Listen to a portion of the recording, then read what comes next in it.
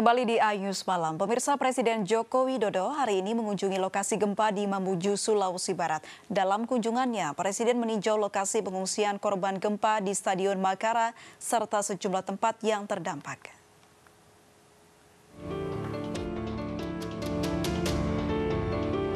Presiden Jokowi mengunjungi lokasi pengungsian korban gempa di Stadion Manakara, Mamuju, Sulawesi Barat.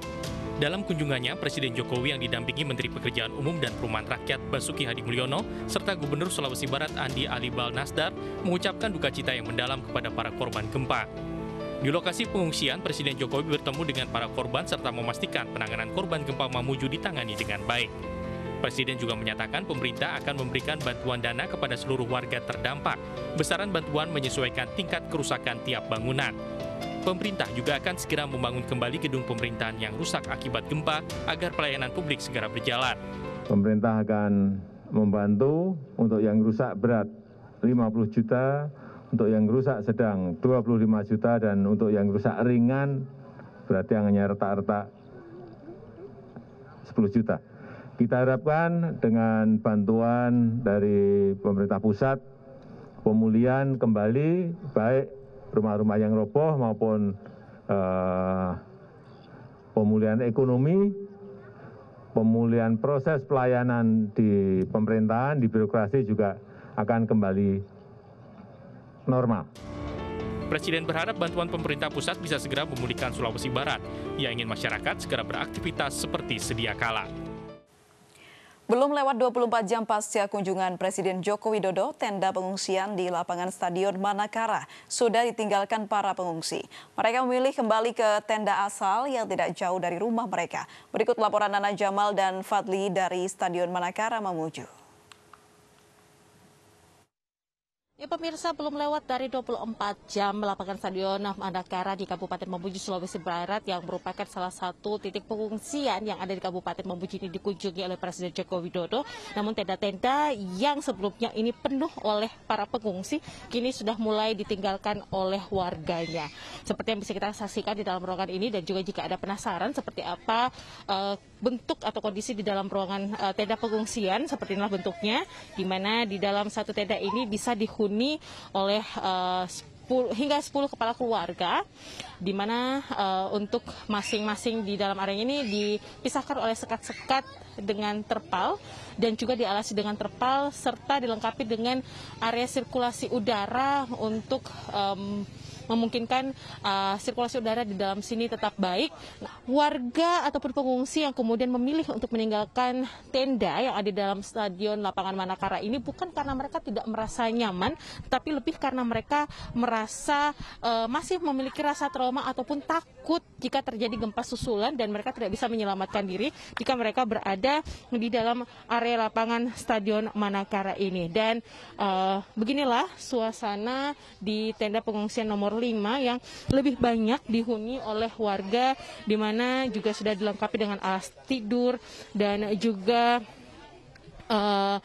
bantuan ataupun juga sumbangan-sumbangan berupa air mineral. Nampaknya baru selesai makan malam ya Ibu ya? Oke. Selamat malam. Ibu, apa saja yang Ibu rasakan selama berada di pengungsian ini Ibu? Ya, alhamdulillah kami cukup bersyukur atas bantuannya toh. Yang kami harapkan semoga ada bantuan untuk biaya perbaikan rumah kami dari Bapak Presiden, karena rumah kami sebagian besar sudah ada yang tidak bisa dipakai lagi, termasuk rumah saya dan ipar saya dan orang tua saya. Ini sudah memang tidak bisa, jadi harus dibangun ulang kembali. Kami berharap ada bantuan dari Bapak Presiden. Tapi sejauh ini merasa nyaman dengan tenda yang dihuni sekarang, atau apa saja Ibu keluhan selama menetapi pengungsian ini Bu? Kalau untuk kenyamanan di tenda, alhamdulillah nyaman. Yang keluhannya kami ini cuma fasilitas ininya ke sana, tempat wudhu dengan pembuangan airnya toh, karena terlalu jauh dari ini, apalagi saya punya orang tua sakit. Itu saja. Demikian yang dapat kami laporkan dari Kabupaten Mamuju, Sulawesi Barat. Seorang wanita pengungsi gempa di Bukit Talatalang, Tapalang, Mamuju, Sulawesi Barat melahirkan anak pertamanya di tenda darurat. Beruntung kondisi ibu dan bayinya sehat dan dalam pengawasan bidan setempat.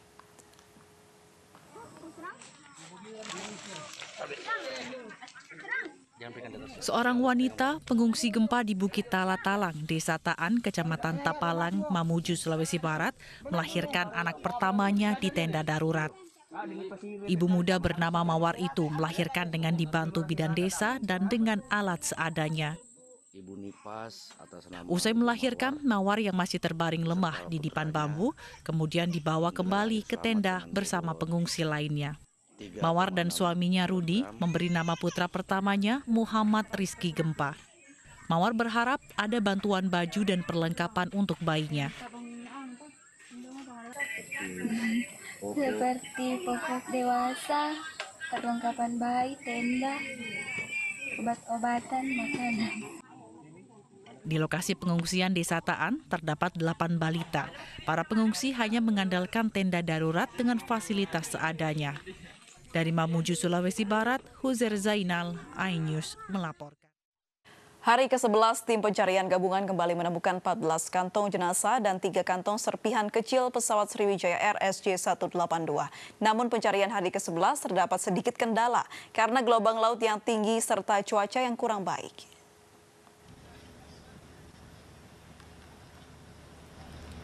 Tim gabungan pencarian pesawat Sriwijaya Air SJ182 kembali menemukan 14 kantong jenazah dan 3 kantong serpihan kecil badan pesawat yang dibawa ke dermaga JICT Tanjung Priok. Selanjutnya temuan akan diberikan kepada tim DVI, RS Polri, dan KNKT untuk diidentifikasi. Pencarian hari ke-11 dikatakan sempat terkendala karena gelombang laut yang tinggi dan cuaca yang kurang baik di pagi hari, sehingga pencarian oleh penyelam baru dilaksanakan pada siang hari.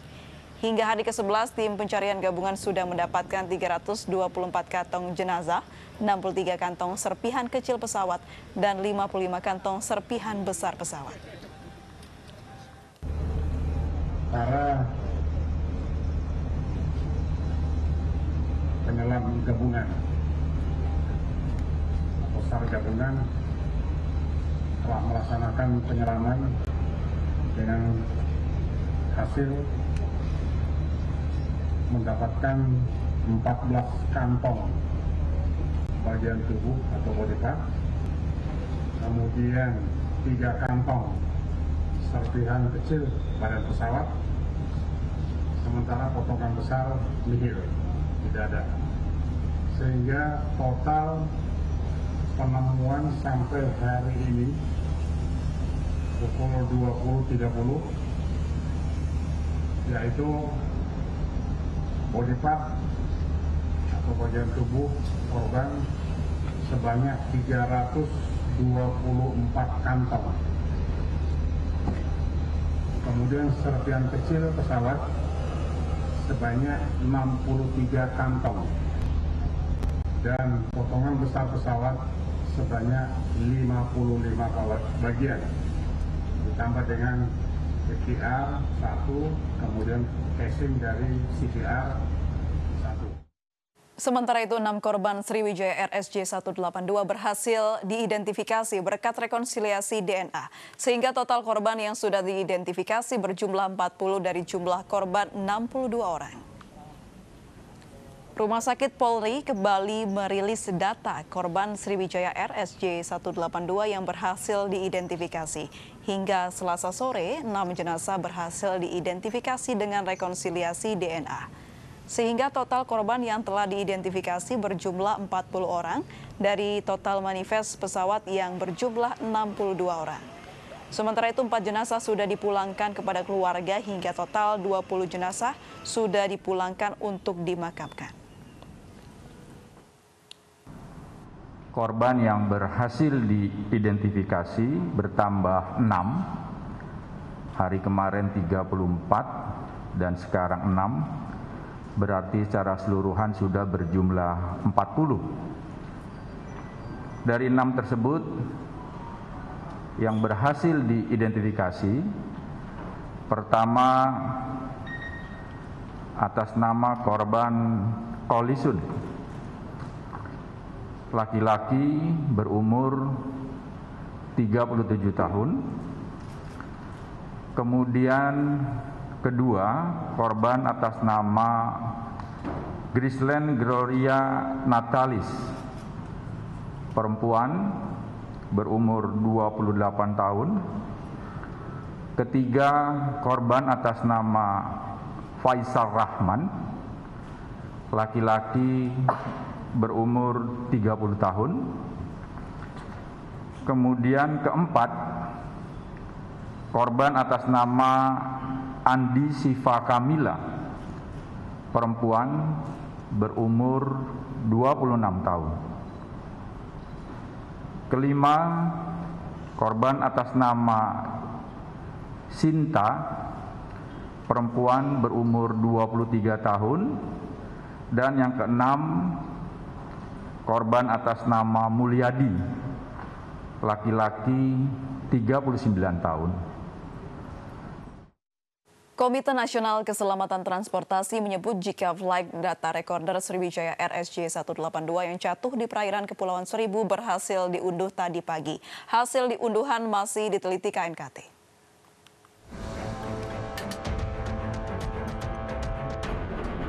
Flight Data Recorder atau FDR Sriwijaya RSJ 182 yang jatuh di perairan Kepulauan Seribu berhasil diunduh. Hal itu dikatakan Ketua Subkomite Investigasi Kecelakaan Penerbangan KNKT, Kapten Nur Cahyo Utomo. Adapun total hasil unduhan FDR tersebut mencapai 370 parameter, 27 jam, dan 18 penerbangan. Dengan berhasilnya proses pengunduhan data FDR, KNKT berharap hasil investigasi dapat segera dipublikasikan ke masyarakat pada 30 hari ke depan. Yang kami peroleh dari flight data recorder ini, kami mendapatkan beberapa petunjuk untuk bisa atau perlu kami dalami lebih lanjut data-data yang kami perlukan untuk keperluan investigasi. Dan kami juga masih sangat mengharapkan dapat ditemukannya cockpit voice recorder untuk mendukung data-data yang sudah kami peroleh dari flight data recorder. Kami berharap bahwa dalam 30 hari setelah kecelakaan kami akan mempublikasikan laporan awal atau preliminary report